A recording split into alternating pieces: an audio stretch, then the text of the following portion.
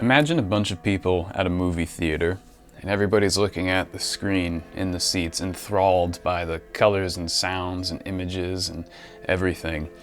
And that's why they're there. That's why they're at the theater. They want to be immersed in this illusion, this illusory experience. And they're happy to do so. It's entertaining.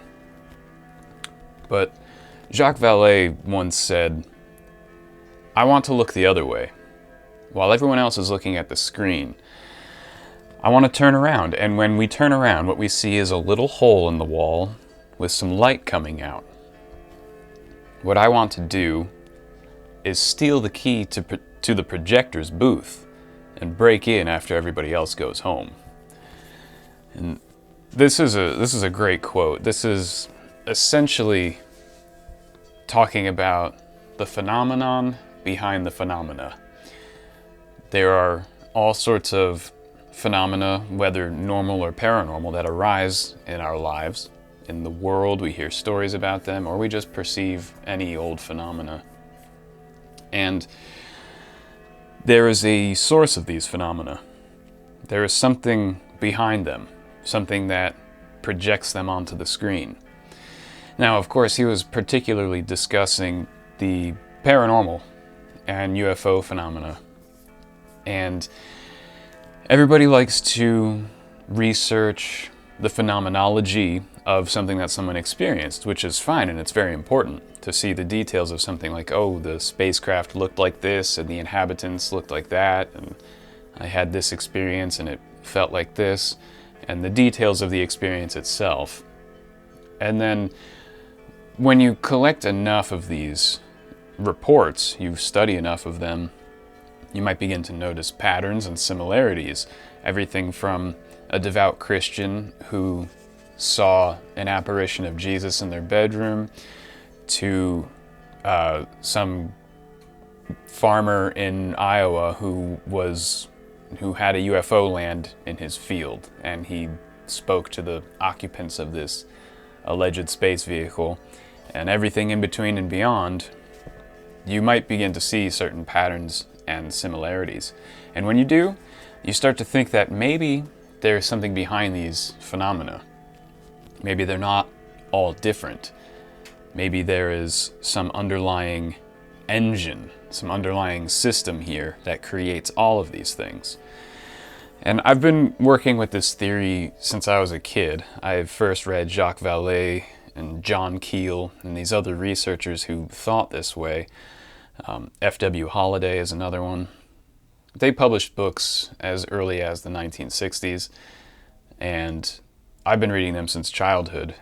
And I think that this is a good angle to approach spiritual experiences, paranormal experiences, occult phenomena, religious practices, and all of these things. It can be a helpful research tool or a helpful cognitive method or exercise to try and see if there is something that underlies all of these things. That, why did someone become a priest? Why did someone convert to Christianity? Why did someone convert to witchcraft? Why did someone become a shaman? Why did someone become a yogi? How did this person deal with their UFO encounter? Why did they have a UFO encounter?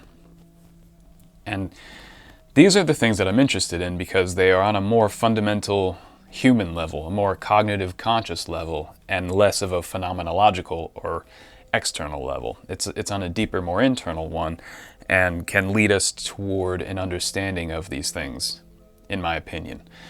For those of us who don't feel particularly comfortable subscribing to any specific religious tradition or occult tradition or spiritual practice or scientific research methodology, because dedicating yourself to one of these things in many respects can exclude the other things, and that feels uncomfortable to a lot of us because we sense that there is something deeper to all of this, to reality, to our perception of reality, to psychic and paranormal experiences, to spiritual experiences, that a lot of us don't want to just pick one path and stick to it and pretend like it's the ultimate truth, because we feel in our heart that it might not be the ultimate truth, or that it is merely the superficial manifestation of something even deeper. And I think part of why different people experience different things when they have a paranormal experience has a lot to do with cultural conditioning. It has a lot to do with how they grew up, what sort of desires they have, what sort of goals they have in their lives, what sort of social pressures were put on them, what sort of things their parents did, and how their parents were and how their parents treated them. Anything from wants and desires to traumas to cultural conditioning to propaganda to all of these things come together, and if they are experienced with enough intensity, if these conditioning events or conditioning stimuli are experienced with sufficient intensity and insufficient mental and emotional processing, it manifests as an external paranormal experience.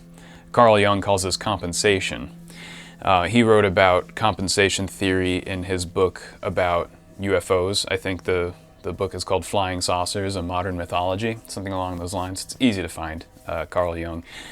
And he basically said that if you don't process certain conditions or traumas in your life or certain inadequacies, and they cause emotional and mental issues, and you don't deal with those emotional and mental issues, you don't integrate these hidden parts of yourself, you don't deal with these conditionings and traumas, and it becomes too overwhelming for your emotional and mental stability, and you are at risk of coming down with some sort of pathology. A way of avoiding that pathology is to have a psychic or paranormal experience, a sort of break. His examples are repressing your spiritual impulses. If you have a deep spiritual impulse and it's going repressed because maybe modern materialistic science says none of that stuff is real, stop thinking about it, or maybe the Christian church says that's satanic, stop working with that, these spiritual impulses become suppressed, and then your desire is so strong for this impulse for spiritual enrichment and wholeness is so strong within you that the repression is overcome, the dam breaks, so to speak, and you have a paranormal experience, whether it's a apparition of Jesus or whether it's a UFO with Venusian space brothers in it. Something like that could very well happen.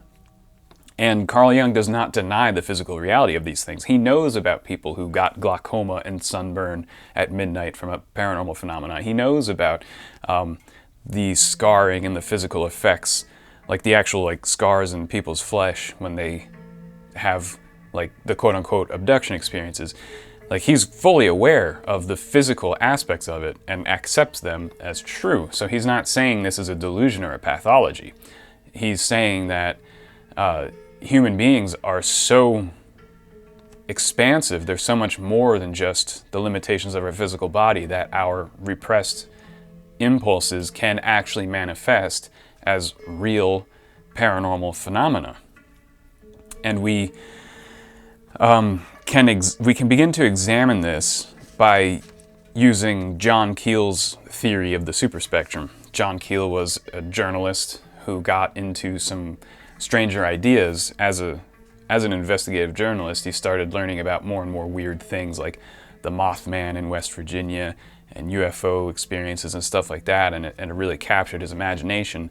And he spent the second half of his journalistic career investigating these strange things, much to the chagrin of the newspapers and magazines he used to work for. But he did it anyway, often independently, because not many people would pay him to do this stuff.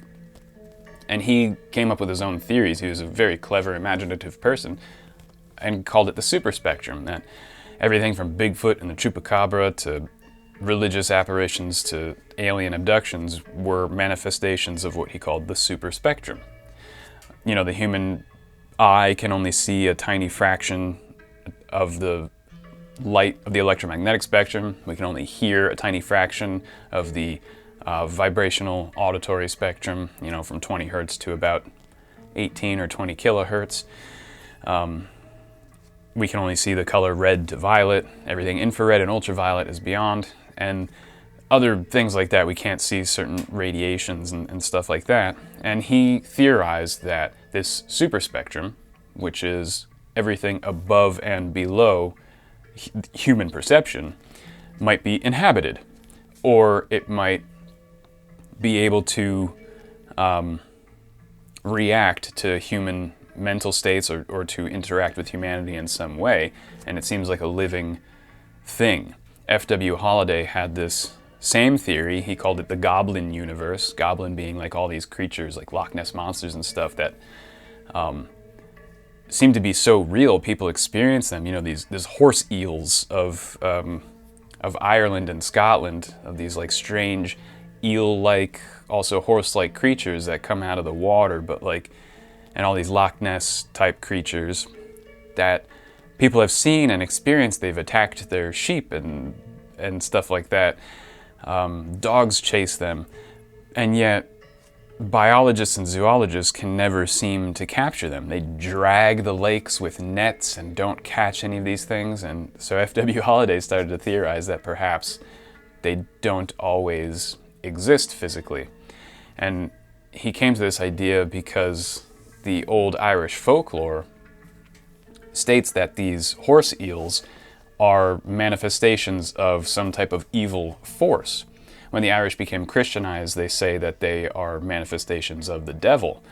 Before that, before Christianization, they still had these ideas of, these great heroes that would fight these horse eels and dragons and stuff, and that their corpses would disintegrate and vanish upon being slain, or that they would appear out of thin air, or that they could psychically disturb the heroes that were fighting them, that the heroes' minds could be paralyzed by the sounds that these horse eels make. And there's a strange sort of not quite normal vibe to these creatures.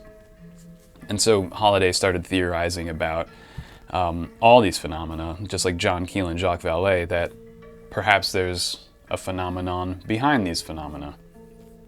And it can, I think, to expand on this theory, kind of attach it to Carl Jung's theory and try to explore it and develop it further, I think a lot of it can be attributed to a type of cultural conditioning. Well, what the thing appears as. I'm not saying the phenomenon itself is created by cultural conditioning. I just mean the mask the phenomenon wears. And the reason I want to talk about it is, again, because on this YouTube channel, I like to help us to think clearly about everything in the esoteric world. As I mentioned earlier, we might not be comfortable subscribing to certain religious traditions or spiritual practices or what have you. We want to take a more fundamental and open-minded approach instead of sticking to one thing. And in this way, we can expand our thinking to include all of these different traditions and sciences and practices, while not dogmatically or doctrinally committing to any one if it doesn't feel right for us. So we can begin with looking at people's upbringings. And I'll use the example of Aleister Crowley and his dictation of the Book of the Law. When he was in Cairo, Egypt, he did some ritual. He wanted to allow himself to be like a medium for whatever entity he wanted to communicate to him. And he dictated a book. This entity that he came into contact with told him what to write in a book. And this entity called itself Aiwass. And, it's just significantly anti-Christian. This Aiwass guy was talking about bringing in a new eon, a new age, the age of Horus, or the eon of Horus. And it would be brought about by a revolution against Christians and Christianity, and it's very violent, vile language. It's basically like it will be brought about by a genocide against Christians, and it's quite graphic. You can read it. It's one of the most famous books ever written. And when you look at Edward Alexander Crowley's upbringing, he was brought up in a very strict, I think it was Protestant household, and he hated it. You know, his parents were extraordinarily strict Christians, very repressed and repressive, and he began rebelling against his Christian upbringing in childhood because it just did not vibe with him. And so his entire path of occultism, you know, Thelema and the Ordo Templi Orientis and all these Aleister Crowley type things that he did. He investigated all these things, joined all of these occult groups like the Golden Dawn and so on, and was very rebellious within all of these groups as well. He had a very anti-authoritarian streak. And the system he developed was essentially, it exists because of Christianity. It exists as a reaction against Christianity. I don't think, it's my opinion, and you can disagree all you want, and we can discuss it, and I don't want to argue, but we can discuss it, but it's my opinion that without Christianity, Crowley and his system would have never been developed. Crowley would have never developed the system. He would have never thought this way. I believe the same thing with modern witchcraft, what people call Wicca. It doesn't exist unless Christianity existed before it, and same thing with the New Age. It exists because of Christianity. These are all reactions against a cultural phenomenon that people disagreed with or didn't like or felt it was not enough for them. And these traditions are not really traditions. In my opinion, they cannot stand on their own. If Christianity did not exist, Wicca would have no followers. No one would care. Like, okay, herbalism and astrology, cool. I'll just practice herbalism and astrology independently. I don't need to call myself a witch. I don't need to throw hexes and curses against the evil men who won't go on a date with me, you know, and smash the patriarchy and all that sort of stuff. Like, Wicca exists because of perceived masculine abuses within our culture, perceived patriarchal policies and values, and it's a rebellion against things. If society was like a normal, even keel civilization without these sort of one-sided leanings, without something to rebel against, the Wiccan tradition would not exist. There would just be people practicing astrology and herbalism and ritual magic, and it wouldn't have the appeal that it does. Same thing with Crowley's, Thelema and the OTO. A lot of people who join these things, I mean, they're essentially Molgoths and neo-pagans who, like Crowley, had strict Christian upbringings or some type of repressive experiences that they wanted to rebel against, and they found an outlet in this system. The New Age is the same. You hear a lot of people who talk about converting from Christianity to the New Age or converting from the New Age to Christianity, and they're like two sides of the same coin. And these modern personalities can't really exist without both of the sides of this coin. And the New Age was created in large part by a whole bunch of paranormal phenomena, particularly the whole Space Brothers phenomena that occurred between the 1950s, 60s, and 70s of these alleged Venusians coming to the Earth in flying saucers and stuff. And these Venusians, they looked like tall Nordic people. They're called the Nordic type aliens now because of it.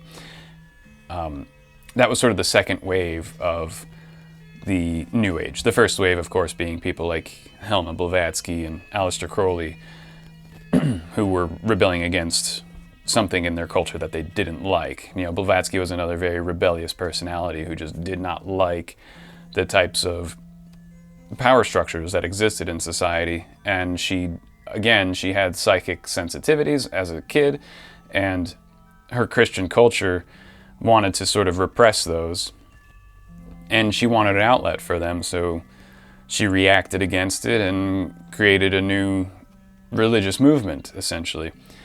But anyway, the second wave of the New Age was brought about by more externalized paranormal phenomena. So if Aleister Crowley was hearing the voice of Aiwass because he was against Christianity, Aiwass was against Christianity, it was like a match made in heaven. The entity he wanted to manifest told Aleister Crowley exactly what he wanted to hear, right? Crowley wanted to live in a world where there was no more what he believed to be Christian repression, where people could be free to do whatever they want, to have sex with whoever they want, to be whatever they want, to worship themselves instead of worshiping a god. All these things that Crowley believed, Aiwass, coincidentally, told him and dictated in this book that this new world you want is going to occur. This new age is gonna happen. It's just around the corner. You're entering into it. You're in fact the prophet of this new age. You're the harbinger of this new age. And it was like everything Aiwass was telling Crowley was exactly the things that Crowley desired to see for the world, already believed were going to happen in the world, and wanted to happen in the world. And they fit perfectly with his reactionary, teenage-style, rebellious attitude. So did the Space Brothers in the 50s, 60s, and 70s.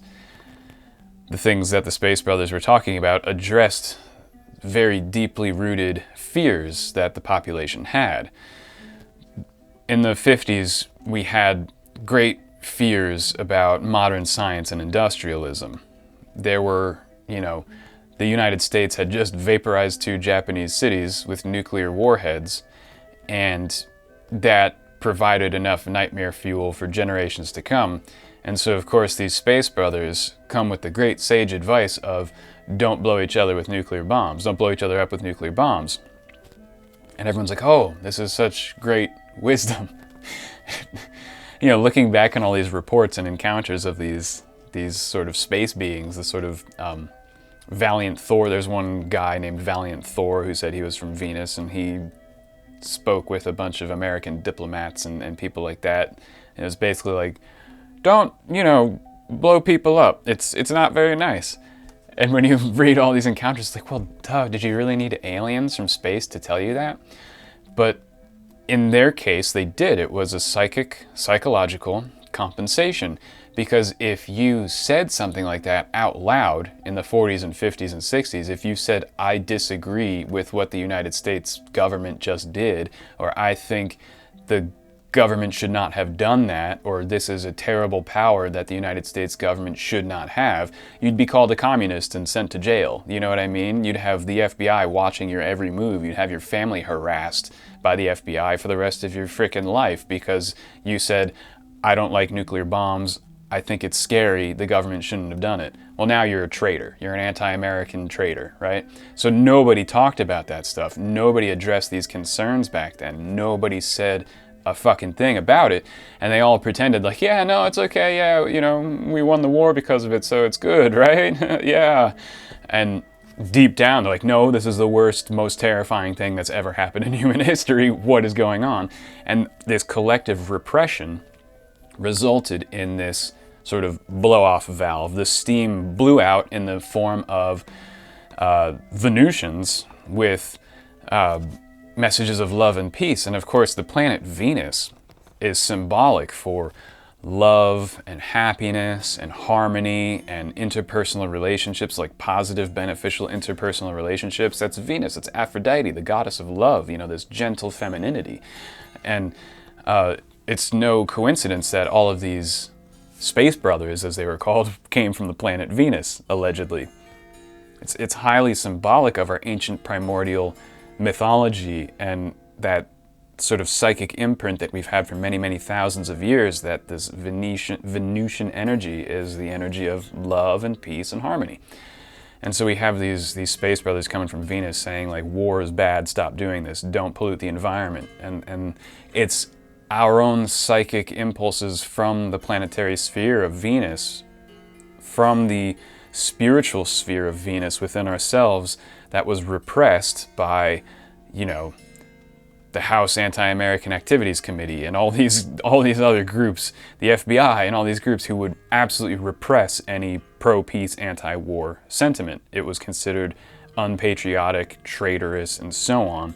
And there were these serious forces of repression, these sort of Martian forces of repression, right? And Mars is military and anger and fighting, and it's sort of the opposite of Venus, right? Venus and Mars are the feminine and the masculine, and they are to balance each other out. When one becomes too strong, the other will compensate. So the Martian forces in the 20th century were very, very, very strong, and so the Venusian forces had to compensate, and they compensated as paranormal phenomena, because it couldn't occur naturally and healthily within our own minds and emotional bodies, within discussions with our friends and family, within policy changes in the government. These would have been the healthy ways of dealing with these fears and concerns, and with nuclear weaponry and war, would have been to just be open and honest and process these feelings and thoughts out in public and address them, and have all the governments and schools and institutions address them and work it all out and all that sort of stuff. That would have been the way to do it, but we didn't, because of intelligence agencies and law enforcement and propaganda and repressive government regimes and money-hungry military-industrial corporations and bloodthirsty military officers, and all those forces were like, nope, I like this. We're keeping it. Anyone who's against it gets harassed and sent to jail. So the only way for it to be processed was that the people who were the most afraid or the most psychically sensitive, not that those two things are together, it was either people who were the most afraid had psychic breaks and paranormal phenomenon, and also people who were psychically sensitive, but not necessarily super afraid, also had paranormal experiences, basically on behalf of the collective, right? So it could happen to someone who's not very psychically sensitive, but extremely afraid, and needed a message of peace and love and harmony to come into their lives. Like in the case of the guy who lived on that farm in New Jersey. It was a famous landing site for Venusian space brothers. People used to gather there in the 50s. But yeah, there was a big paranormal phenomena. Flying saucer landed, a guy came out. I think it was Valiant Thor. That was his first appearance on Earth, was on this farm in New Jersey, talking to this guy about, like, you know, everything's going to be okay. Here's some advice to give to people about pollution and nuclear weapons. The guy who owned that farm was known by his friends and family to be very, very, very concerned about, you know, the Hiroshima and Nagasaki bomb droppings. They really bothered him. And so that might have had something to do with it. And then on the other side, you have really chill people like George Adamski, who had similar experiences with Venusian space brothers. But he was very, very chill and wasn't afraid of much at all, but he was psychically sensitive. So he experienced paranormal phenomena basically on behalf of the collective who was afraid. So like the collective fear kind of got displaced toward the guy who could handle it. You know, it got, the paranormal phenomena like couldn't show up in these people who were not psychically sensitive enough. And so it kind of got forced over to a guy who was psychically sensitive enough to perceive it. So it doesn't just happen on a individual level, it's like a collective phenomenon. And this phenomenon has to meet us where we live. It has to wear the mask that we'll understand, that we can intellectually comprehend or perceptually comprehend.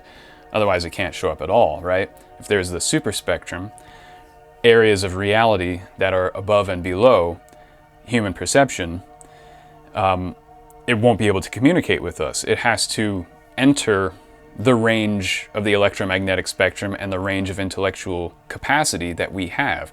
At that time in the 50s and 60s, we were thinking about space travel and life on other worlds. Our comic books and movies were filled with that stuff. And so the phenomenon, maybe perhaps the super spectrum, that wanted to give us that outlet, because we are psychically connected with the super spectrum. We needed that Venusian love and harmony outlet to process our emotions, our thoughts, and our fears. It came to us from these emotions and thoughts and fears. We projected those into the super spectrum. The super spectrum realized the human race has to process these things. I will do that. I will compensate for the fact that they're not processing these things in a way in which they can understand, which will be like spaceships and aliens with messages of peace and light and love and happiness. So the super spectrum tends to react to what we think and feel, what we fear or what we love, what we desire.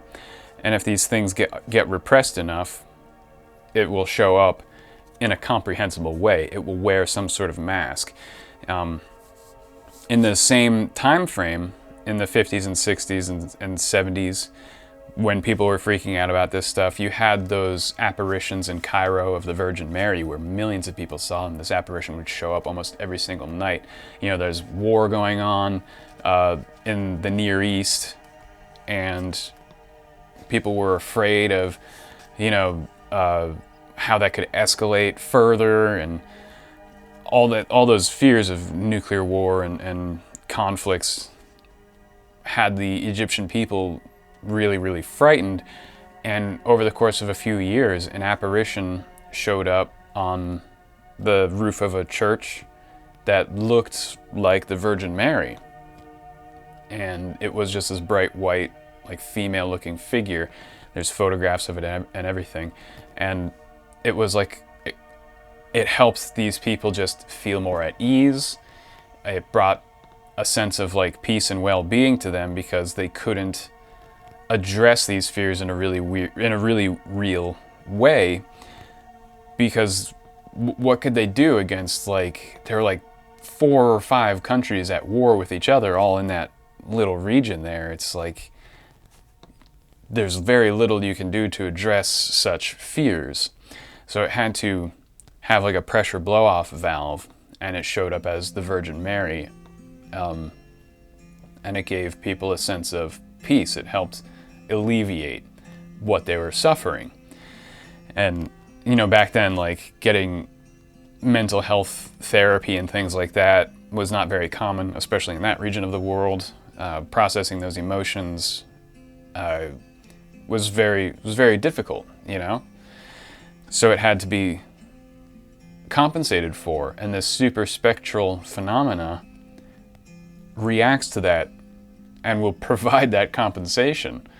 And when we think of all the different ways in which paranormal phenomena manifest to us, all, you know, Bigfoot sightings, apparitions of the Buddha or Jesus, all these things, someone reports these things, I think it's interesting to look at that person's life. A lot of people will get the report from the person, the phenomenology of the report, and then add it to the bank of miracles. Like, you know, the Catholic Church will just add it to their list of miracles that have occurred, create a new holy place or a statue, commemorate it, build a new church where it happened, and that's that. But who's looking at the people who experience these things? Who's tracking their lives back through years? What experiences have these people had? What type of lives did they live? What type of things did they desire? What type of things did they fear? What were their goals in life? What was their mental state throughout their lives? What kind of psychic pressures were on these people? Or what sort of beliefs did they have? And all of these sorts of things. And I think that's lacking in a lot of paranormal research and in psychological research. Because a psychologist generally will pathologize these things. They'll look at the person the way I want to examine these people. They'll look at those people in their lives and the pressures and stuff, but they have this preconceived idea that what they perceived paranormally was not real. This is some sort of mental break. This is a disorder. This is a manifestation of a problem they have, and the phenomenon itself is not real. And they already have this foregone conclusion, and so paranormal experiences are pathologized in the world of psychology. And I think that needs to change. I think they need to be depathologized. Psychologists should be open-minded and non-judgmental and not have any theories or conclusions about any of this stuff. They should just listen, follow the clues, examine, research, and observe.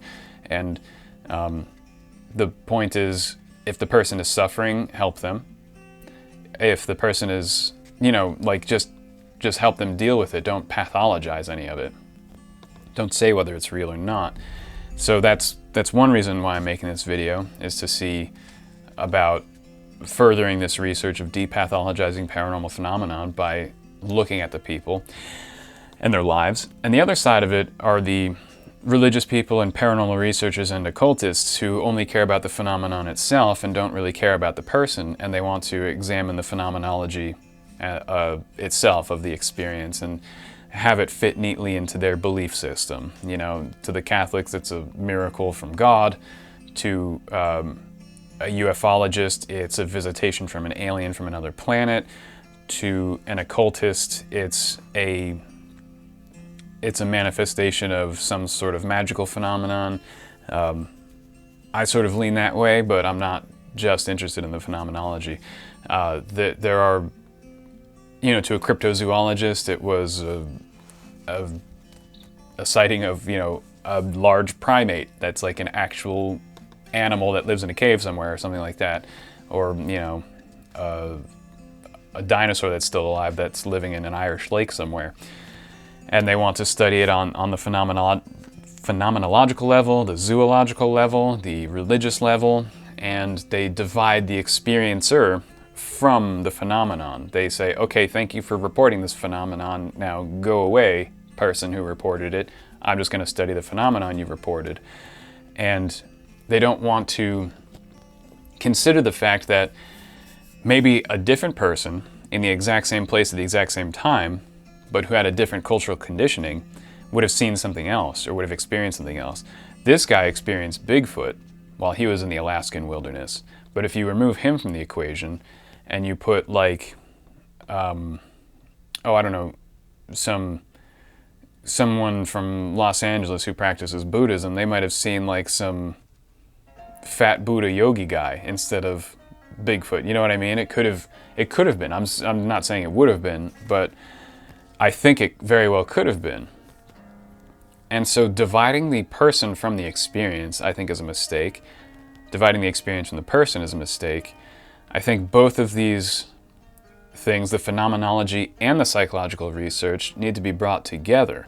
So understanding the phenomenology of the thing, listening, like let's say you're a psychologist and the person comes to you with this thing like, oh my God, I've been hearing people's thoughts, I've been seeing UFOs, I had a visitation from Jesus in my bedroom, like all these things happen to me and I don't know how to process it, and so I'm coming to psychological therapy to sort of process this stuff. And then as a psychologist, generally they would skip the phenomenology part or only take it like very superficially and then get right into the, well, there's something wrong with you, let's find out part.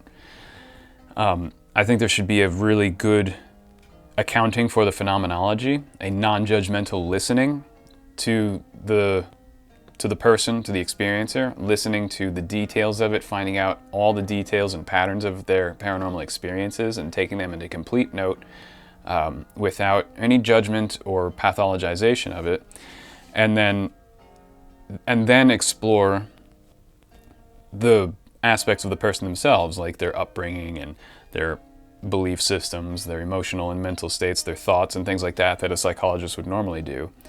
And then integrate the two, integrate the phenomenology with their psychological profile and see if you can find some meaning between the two. Like, for example, I can't remember her, no, I don't think they gave a real name in this report. But yeah, there's this woman, a French psychologist was studying this woman, she was pregnant and she started having precognitive dreams. And the precognitive dreams are actually quite accurate. They were not specifically 100% accurate, but they were like 80% accurate, where she saw like a building burning down and people dying and in a particular town. And then in that particular town within a few days, there was like, it wasn't a building burning down, but there was like a mass shooting or something like that, and a bunch of people died. And she had a few dreams like this where she was precognitively seeing that these particular locations would have terrible disasters, and like she was correct, like I think 4 out of 4 times. The specific of the disaster was generally incorrect, but the location was correct and the loss of life was correct. And she was pregnant at the time. And so she, through therapy, realized she had a whole lot of fear tied up with the fact that she was going to become a mother and have to be responsible for a human life now. And so she began perceiving the world as extremely dangerous, and she was very afraid of her child getting hurt. And so she started dreaming about these disasters. And the thing is, they were precognitive dreams in that these disasters happened. Again, the specific disaster didn't happen, but the fact that people got hurt in the particular place that she was dreaming of, she was, like 70 to 80% accurate. So it was both real. Like, yes, it was somewhat pathological based on her fear of being pregnant and having a kid, but it was also truthful in that these dreams really were precognitive. So it's not an either or, it's a both and. It is both rooted in a person's psychological state and in a real paranormal reality. These things are simultaneously real, according to these reports. These are psychological reports that are studied in medical journals and stuff. So finding that bridge and accepting it as a possibility, accepting it as a reality, and looking at these things non-judgmentally, I think is extremely important. And also, when you understand that these things are both from our own psychological and cultural conditioning and have some type of deep reality to them, you start to see that the paranormal phenomenon kind of wears a mask. It's deeper than what it appears to be. It's perhaps different from what it appears to be. Those highly Christian Egyptians saw the Virgin Mary. Well, ancient Egyptians would have seen Isis, not the Virgin Mary. They would have seen the goddess of, splendor instead. Like an ancient Taoist might have seen like Kuan Yin, They wouldn't have seen the Virgin Mary. They would have said it was Kuan Yin. And so on. So I just wanted to bring this up. It's something that I think about a lot. It can help us, if we have these experiences in our own life, to hopefully this will help you integrate and emotionally and psychologically deal with it. This could act like a form of helping you through a tough time, maybe.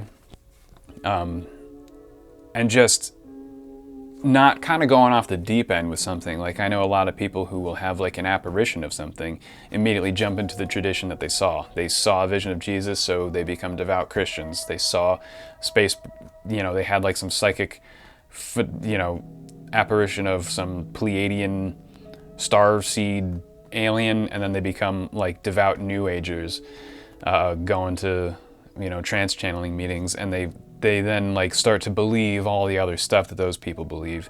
So, and then they get kind of doctrinally entrapped in this particular belief, and then these beliefs crystallize, and they might not be all true, but we become very, very willing to believe doctrines that could potentially be false, dogmas that could potentially be false, because of a very, very profound and powerful transformative psychic experience we had. And we got too wrapped up in the mask it's wearing. We got too wrapped up in the phenomenology of it, and we didn't explore the meaning of it.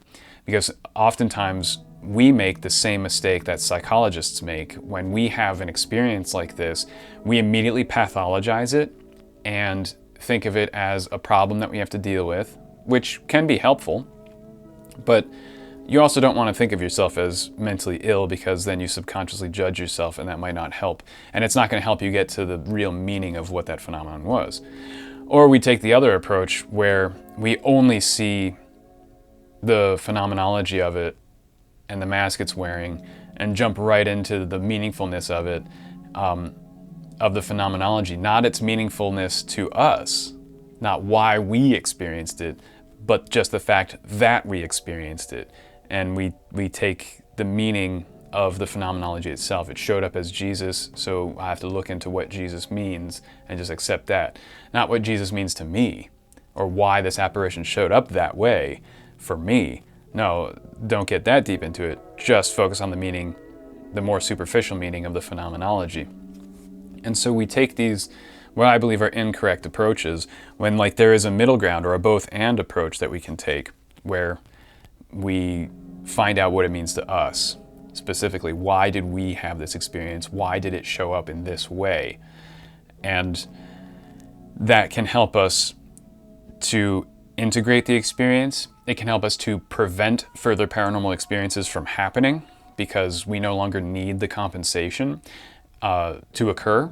So the paranormal phenomena will stop occurring, because I know that can be very vexing and difficult for people who have repeated paranormal experiences, and it's very psychologically taxing, emotionally draining, and it can ruin a person's life. It can ruin a person's relationships, because it just keeps happening again and again and again, because it's not being integrated. So this idea can help us integrate that and prevent unwanted paranormal experiences. Or, for those who are a little more explorative, it can actually help you, if you want, to increase the frequency of paranormal experiences, because you begin to understand how they manifest and you can start to interact with it on a deeper level.